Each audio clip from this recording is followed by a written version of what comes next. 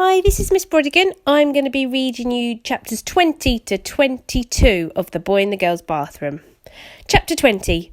Colleen walked into Carla's office. "I just came to tell you I can't talk to you," she said.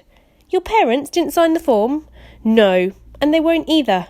You know what they said? They said it's a waste of money for the school to hire you. They say you should get married and have children of your own before you start telling other parents how they should raise theirs." Carla shrugged. "They said if I have problems I should talk to them, but when I try and talk to them they don't listen," she sighed. "Anyway, it doesn't matter. Jeff has lots of other friends now besides Bradley." 8, said Carla with a smile. "So now I can invite Jeff to my birthday party without having to invite Bradley. I can invite one of Jeff's other friends. And he's nice. I couldn't invite Bradley even if I wanted to, because Melinda is my best friend. Well, except for Laurie, and she gave Bradley a black eye." Colleen quickly covered her mouth with her hand, then slowly took it away. "That was supposed to be a secret," she said. "Melinda doesn't want anyone to know." "I never repeat anything anyone tells me," Carla assured her. "Good," said Colleen. "Melinda would kill me. Have you asked Jeff to your party yet?" "No, not yet. But I will. I know he likes me because he always says hello to me when I say hello to him. But then I always get so scared. I never know what to say next. I wish you could help me. Why did my parents say such bad things about you? They don't even know you." "Your parents are just trying to do what's best for you," said Carla. "A lot of people think counsellors shouldn't be in schools." She shrugged. "I guess they're afraid I might fill your head with all kinds of crazy ideas." Chapter 21. "Hello, Bradley," said Carla. "It's a pleasure to see you today. I appreciate you coming to see me." She held out her hand. "I punched myself in the eye," he said as he walked past her. He didn't want her thinking someone else had gave it to him. "I'm the only one who could beat me up." "Did it hurt?" she asked. "No," he said, sitting at the round table. "Nobody can hurt me, not even me." She sat across from him. She was wearing a light blue shirt with yellow mice running all over it. The shirt was the same colour of her eyes. The mice were the same colour as her hair. "I wanted to hit somebody," he explained as he stared at her shirt. "But if I hit another kid, I would have gotten into trouble. So I hit myself." "Why do you want to hit somebody?" "Because I hate him." "Who?" "Everybody." "Is that why you hit yourself? Do you hate yourself?" He didn't answer. He thought it was another of her trick questions. "Do you like yourself?" she asked. He didn't trust that question either. "Maybe the reason you say you don't like anybody else is because you really don't like yourself." "I like myself," he said. "You're the one I don't like." "Tell me some more things about yourself that you like." He glared at her. "I like you," she said. "I think you have lots of good qualities, but I want you to tell me something you like about yourself." "I can't talk anymore," he said. "Why not?" "I'm sick. The doctor said I can't talk. The more I talk, the sicker I'll get." "That sounds serious." "It is. I probably said too much already, and it's your fault.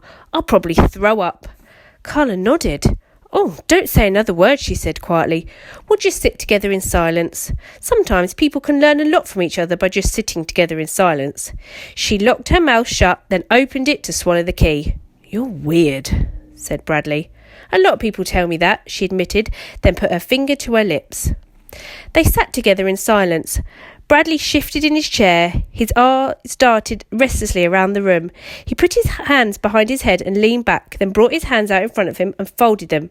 Then he unfolded them. He didn't like sitting together in silence. He thought she was probably learning too much about him. "I could probably talk a little bit," he said. "No, I don't want you to get sick," said Carla. "I like you too much." "The doctor says I'm supposed to talk a little bit, just not a lot." "Oh, all right. Should we talk about school?" "No. The doctor says if I talk about school, I'll die." Carla frowned. That is a problem," she said. "See, as part of my job, I'm supposed to help you do better in school. But how can I help you if we can't even talk about it?" Bradley put his fingers to his chin, then thought it over. "I know," he said. "Just tell me everybody that you tried to help me, but I wouldn't let you. Tell them that I was too mean and nasty. That's it. Tell them I'd spit on you." "Oh, no, I couldn't say that about you," said Carla. "You're too nice." "They'll believe you," he assured her. "It doesn't matter whether they believe me or not," said Carla. "I'd know it was a lie." So when you tell a lie, the only person you're lying to is yourself." He didn't see anything wrong with that. If you're going to lie to yourself, you know it's a lie, then it doesn't matter. I just wish I knew why a smart kid like you keeps failing.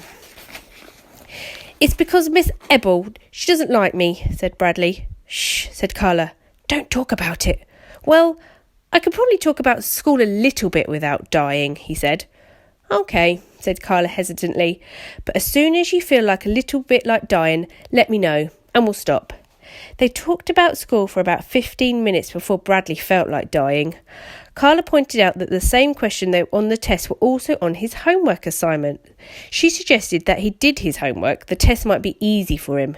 The tests are easy, he told her. I could get 100 if I wanted. I'm the oldest kid in the class. I answer all the questions wrong on purpose. You know what I think, said Carla. I think you'd like to get good grades. I think that the only reason you say you want to fail is because you're afraid to try. You're afraid that even if you try, you still might fail. I'm not afraid of anything, said Bradley. I think you're afraid of yourself, said Carla. But you shouldn't be. I have lots of confidence in you, Bradley. I know you do so well if only you try. I can help you. We can help each other. We can try together. It was then that he told her he couldn't talk about school any more or else he'd die. She thanked him for talking to him as much as he could. You were very brave, she said. She suggested that for their next meeting he make a list of topics to discuss so that they wouldn't have to risk talking about school again. Is that homework? He asked. No, she assured him.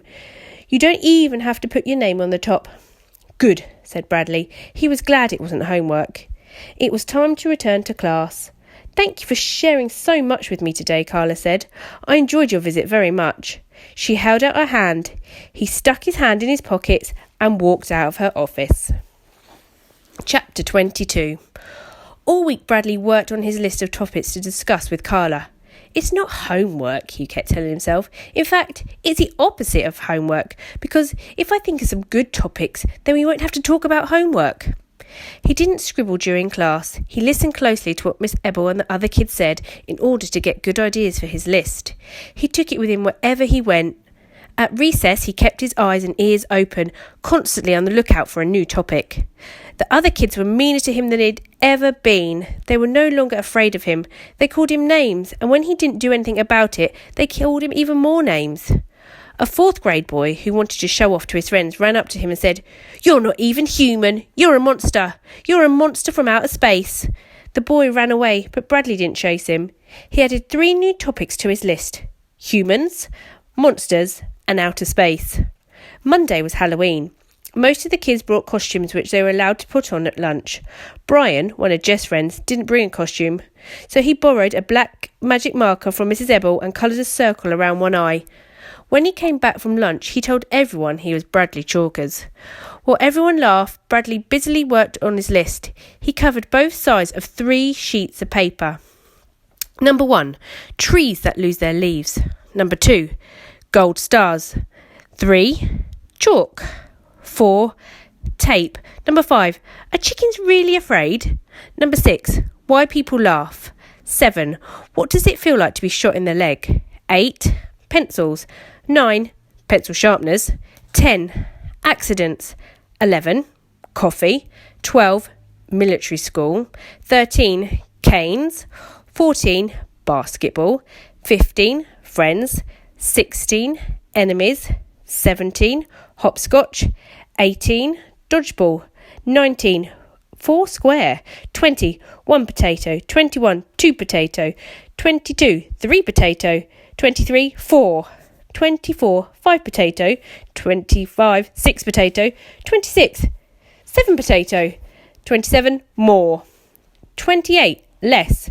29, nothing at all. Number 30, what's it like to be in jail?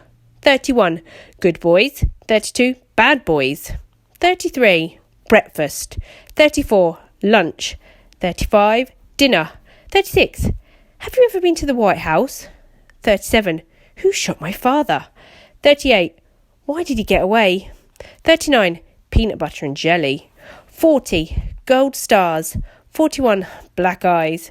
42, fighting. 43, girls with big mouths. 44, what's it like inside a girl's bathroom? 45, saying hello. 46, reflexes. 47, hate. Number 48, when will I be able to grow a beard? 49, things that smell bad. Number 50, things you like about yourself. Number 51, things you don't like about yourself. 52, things nobody likes about yourself. 53, things you don't like about anyone else. 54, gold stars. 55, does my head look like a chili bowl? 56, closets. 57, hiding places. 58, dreaming. 59, bad dreams. 60, I wish I could fly. 61, kids with glasses. 62, glasses you drink from. 63, why people like some people and hate other people. 64, breaking things. 65, oh, I wish I was invisible. 66, crybabies. 67, what happens when you grow old? 68, humans. 69, monsters. 70, outer space. 71, why is Halloween a holiday? 72, pirates. 73, princesses. 74, ghosts. 75, what happens when you die? 76, what if you were never born? 77, can someone else be you? 78, can you be someone else? 79, if I was someone else, I wouldn't make fun of me. 80, magic. 81, markers. He didn't go trick-or-treating that evening, though Ronnie and Bartholomew did. The other animals gave them lots of candy. I'm making a list of topics to talk about with my counsellor, he told him. Do you have any ideas? How about rabbits, suggested Ronnie. That's a good one, said Bradley, and he added rabbits to his list. Bears, said Bartholomew. That's good too. Claudia barged into his room. Bradley quickly shoved the list under his pillow on his bed. How about what Dad's going to do to you when he finds out you're flunking, she said. That's a good topic. What are you talking about? Asked Bradley. The list. What list? Oh, I don't know, said Claudia, and she slowly wandered towards the bed, then lunged for the pillow. Bradley dived for it too, but Claudia beat him to it. She held the list above their head and read it. As she looked at each new page, she cracked up laughing. What's so funny? He demanded. Your list. What's wrong with it? This isn't the kind of stuff you talk about with a counsellor. How do you know? Chalk? Asked Claudia. What can you say about chalk? A lot, he insisted. Claudia laughed. 1 potato, 2 potato. Your counsellor's going to be mad when she sees this. Give it to me. Yes, she answered as she had another question. Yes, what? Yes, your head does look like a chili bowl, she laughed. Shut up. Who shot my father? Read Claudia. How's she going to know that? Bradley shrugged. Claudia gave him back the list. You wrote gold stars 3 times, she said, shaking her head. Bradley grabbed it from her hand and looked at what he'd written. That's the stupidest list I've ever seen, said Claudia. Your counsellor's not going to want to talk to you about anything on that list. You don't know her, he replied. She'll talk about anything I want to talk about. She listens to me. She likes me. No, she doesn't, scoffed Claudia. That's just her job. She walked out of his room laughing. Bradley watched her go. Then he added 2 new topics to his list. Sisters and jobs. Tears filled his eyes as he tried to think of another topic. He crossed off 2 of the gold stars, then crumbled the list into the ball and threw it into the trash basket.